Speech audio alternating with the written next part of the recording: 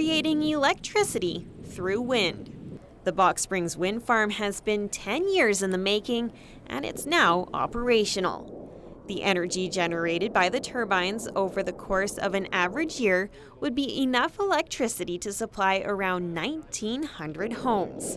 President of Wind River Power, Kip Horton, says if there is no wind, the turbines don't operate. But once the wind picks up to 10 kilometers per hour, the turbines will start moving.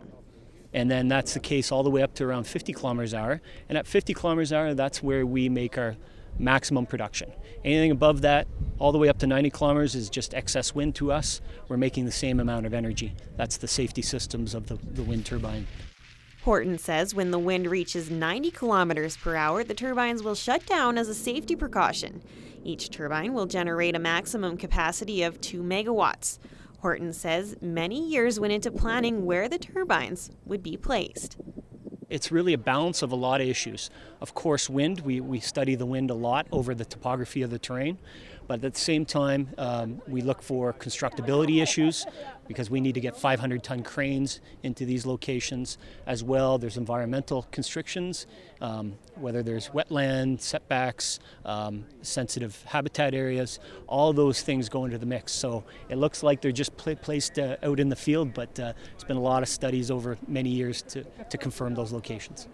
The Box Springs Wind Farm is a public and private partnership between the City of Medicine Hat and the Box Springs Wind Corporation, which is part of the Wind River Power Corporation.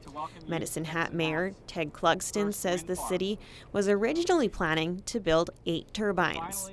And due to environmental, they were worried about geese and bats and birds and that type of thing, that we were held to only 3.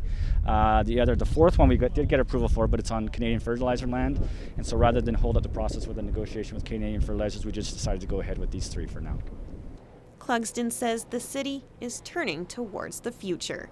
The city's heritage is built upon a non-renewable resource, and I don't ever turn my back on the fact that everything that we have in this city is based upon traditional gas production and traditional electricity production through the burning of gas. But it's just not responsible to believe that the gas will be here forever, and you've got to look towards the future. And I campaigned on a diversification of our energy portfolio, and this is a small piece of it. For Go Southern Alberta, I'm Leanne Evans.